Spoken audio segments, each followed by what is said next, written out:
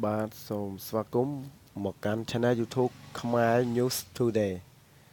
បាទនៅថ្ងៃនេះដែរក៏មានព័ត៌មានមួយដែលបានផ្សាយពីថ្ងៃទី19ខែ12ឆ្នាំ2018នៅពេលវេលាម៉ោង12:59នាទីពេលយប់បាទព័ត៌មានមានចំណងជើងថាដូចតទៅមន្ត្រីអង្គរៈម្នាក់និងបកពួកម្នាក់ទៀតត្រូវសមត្ថកិច្ចខណ្ឌទូកោកឃាត់ខ្លួនពាក់ព័ន្ធរឿងគ្រឿងញៀន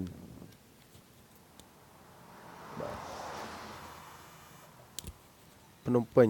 កម្លាំងនគរបាលខណ្ឌទូកោកដាក់គោលដៅត្រួតពិនិត្យអាវុធជាតិផ្ទុះនិងរឹតបន្តឹងច្បាប់ចរាចរណ៍ផ្លូវគោក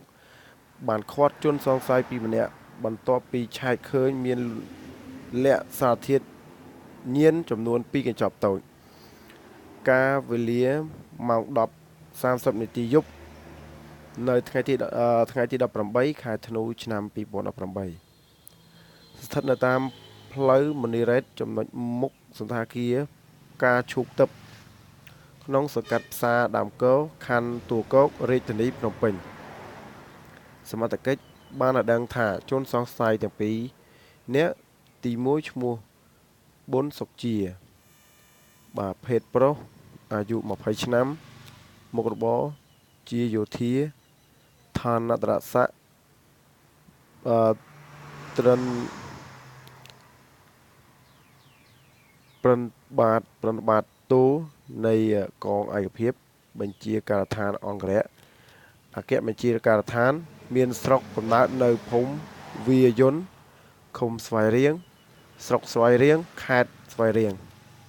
ជនសង្ស័យទី2ឈ្មោះតេឡាង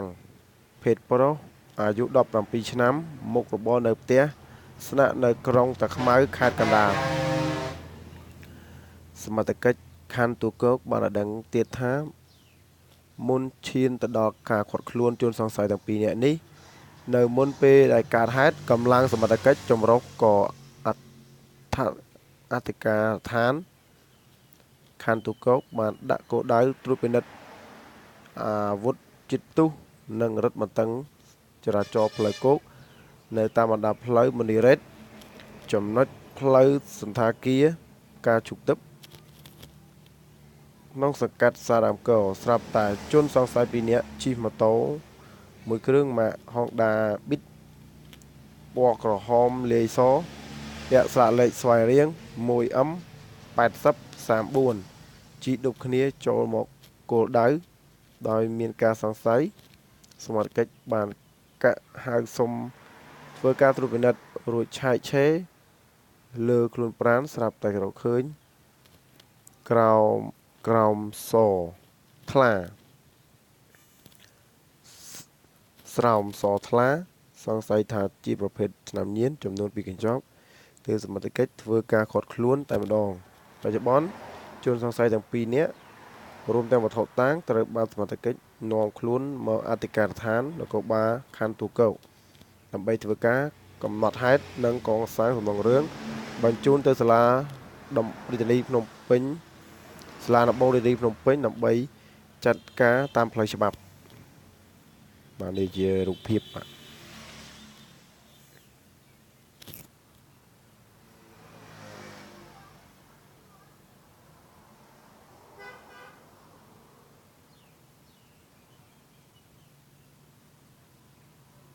ជារូបភាពនៅ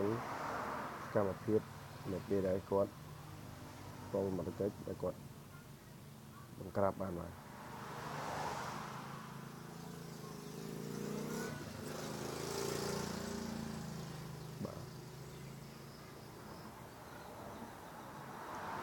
ព័ត៌មានក៏សូមបញ្ចប់ត្រឹមនេះដែរបាទសូមអរគុណសូមជួយ Subscribe ម្នាក់មួយដើម្បីបានព័ត៌មានថ្មីអានកំសាន្តស្ដាប់និងដឹងយល់ដឹងពីសង្គមបាទសូមអរគុណសូមជម្រាបលា